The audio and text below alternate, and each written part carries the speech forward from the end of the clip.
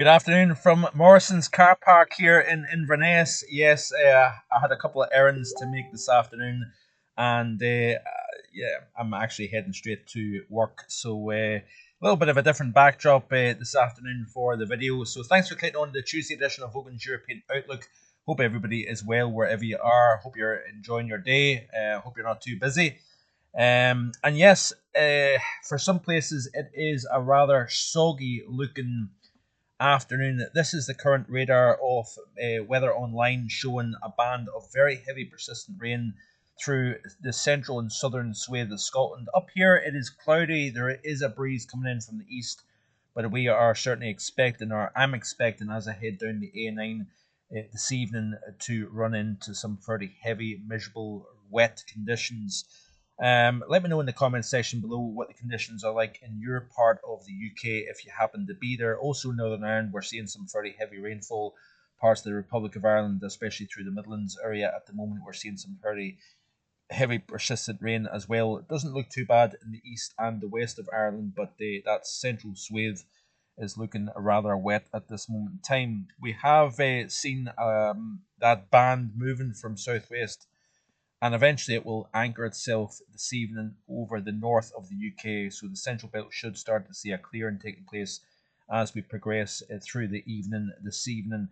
But yeah, some rather interesting things to speak about at the moment here. So this is the current pressure chart. We've got a centre of low pressure just to the south of Waterford at 1,004 millibars at the moment here, and it's really along this boundary right here in the northern flank of the circulation that we're seeing the heavy persistent rain. We've got southwesterly winds and temperatures are rising into the low, even close to the mid 20s actually.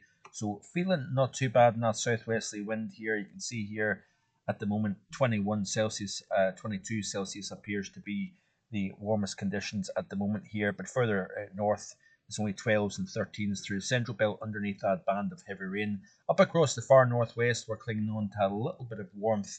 You see here Old Bay sitting at 20 Celsius here, thanks to winds blowing over the mountains and a little bit of descending air towards the coast, allowing the temperatures to jack up. We've also got the Benbecula at 20 Celsius also here, a cool 13 Celsius at Belfast Harbour due to that band of heavy persistent rain and an easterly wind coming in off the North Channel as well. These are the current temperatures across the continent, and again, feeling fairly warm in the sunshine across mainland Europe here. We're starting to see the temperatures rising, especially across Germany, where it's been so wet, thundery, flash flooding. That has been the name of the game for weeks on end now, but we are seeing some heat building across the central swathe of Europe. And it's as the pressure pattern kind of slightly adjusts, it doesn't take a huge amount at this time of the year to allow some of that warmth to then drift into the UK. But unfortunately, I'm not necessarily seeing that anytime soon. So these are the temperature anomalies, obviously, for the month of June. Below average, slightly, especially further west, closer to average on the eastern side of the UK here. And the month of July so far is looking like this here. Interesting tweet here by Richard Trott showing that the CET, or the Central England temperature maximum through the first 7 days of the month, did not exceed 19 Celsius. The last time this happened was 96, and before that, 1978. So this is a very notable cool spell to start the month of July. Like I said, for the CET, it is the coldest in quite some years, and when you've got a temperature anomaly of the next 7 days still below average, then it really starts to beg the question, can we turn this anomaly around through the second half of the month? It looks as if we are on track. Again, a lot can happen in the last 10 days of the month. We've seen that during the month of June, where all the way up until the 20th of June, the anomaly was firmly below average, but then get a warm spell during the final week or the final 10 days of the month. That can really do a work in terms of turning that anomaly around. So I would be a little hesitant to say that we are going to see a firmly below average month of July, but certainly based on aspects that I'm seeing, it is looking quite interesting. So this is actually off the ECM seasonal model here. So this is for the month of July. This is what the model had for July. And it's kind of going quite nicely with the ideas that I've had, not only for the July outlook, the monthly outlook, but also for the summer as well. I've got this kind of northwest mix, and the heat focused further south and east across the continent here. So this was the upper air pattern here for the month of July, seen by the model here. In terms of the temperature, this is how it was looking according to the model, and close to average, and it is actually average that I've got for both rainfall and temperature for the month of July. So we'll wait and see how it all plays out. But certainly, it would definitely take for quite a little decent spell of warmth to build in, even to get this month close to average, because we are running firmly below average. We're on day 9 of the month, and if you look at the GFS extended here, this is the next 7 days. So this takes out to the 15th of the month, and it is looking below average, firmly below average at that here. In the 7 to 14, you can see here that we are still seeing below average. This then takes us out to the 22nd of July here. So yeah, it's taken a while, and it looks as if it's a bit of a tough job trying to get back to average for the summer so far. So this is the GFS overview precipitation, cloud temperature and pressure chart at the moment here, and there's that area of low pressure just to the south of Waterford. We've got the rain bands moving in, two main bands, one being over the central swathe of England here with thundery showers to speak about on the back side of that. Then the main boundary here in the northern flank draped across the central belt.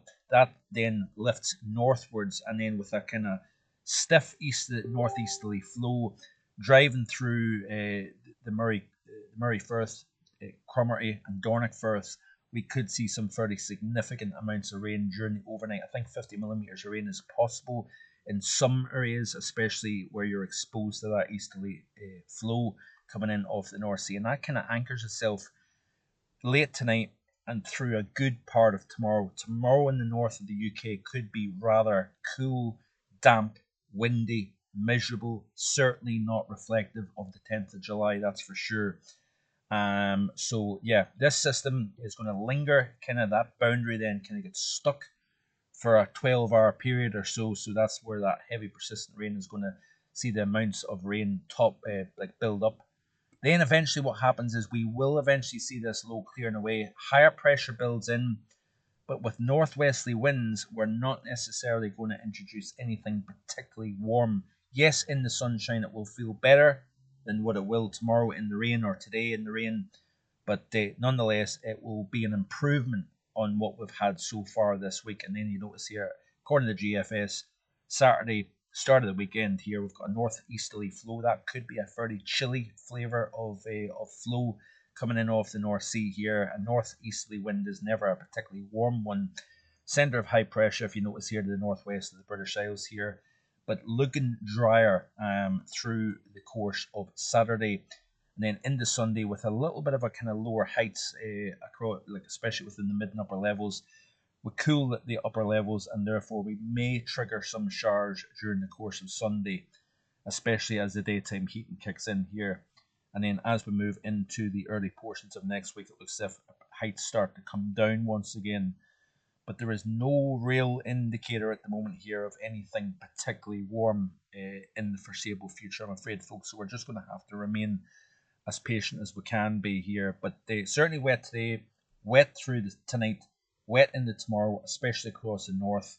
Where you've got the sunshine, it will feel decidedly better than it has been. So yeah, there's not an awful lot more I can say really about this. This was sent in also by Richard Trott. This is the upper air pattern from the 1st of May through now. A couple of interesting standouts about this actually. Notice here we've got some fairly low heights. It's been cool, it's been fairly wet across the southern prairies of Canada. But notice here the negative here. Remember, we've been talking so much about a block over Greenland.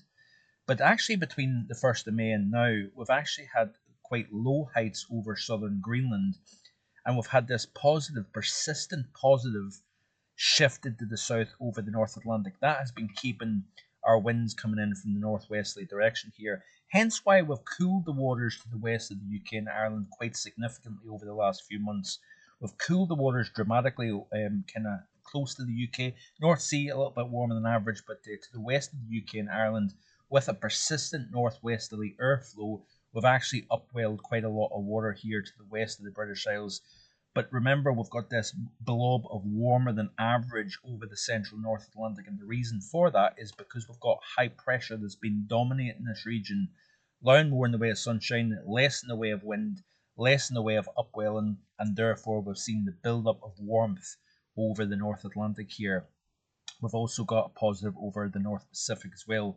So remember I spoke about the contrast in sea surface temperature profile over the North Pacific as well as the North Atlantic, and how I think that's driving the overall pattern as we go through the early to mid portion of the summer season. So it's all to play for. At the end of the day, let's not forget that we do have the month of August still to come. I know there's a few folk that are saying, we've only got August left to go. Remember, September can be quite warm and dry as well, and that is the thing that we need to hold on to here. But there's no getting away from the fact that we're pushing the middle portion of meteorological summer, and the anomaly is firmly below average at the moment. So the first half, no matter what way you cut it, the first half of this summer has certainly been a disappointing one. And it's not overly surprising if I'm being quite honest with you here. But this is quite interesting here. If we look at the upper pattern, I almost forgot about it, but I haven't. If we look at the upper pattern for the month of July here, so we go back to the current situation here, but it looks as if for the month of August there is an improvement, at least seen by the ECM seasonal. If we look at the month of August, heights are more positive over the UK and Ireland here and over the North Atlantic here. So let's wait and see what happens. This summer isn't necessarily a complete write-off, but yeah, we'll just have to wait and see what happens, I'm afraid. So I think that's it for today from the Morrison's car park here in Inverness. Hope you enjoy the rest of your Tuesday, and I'll be back again hopefully tomorrow in the house with another European Outlook. Thanks for watching. Bye for now.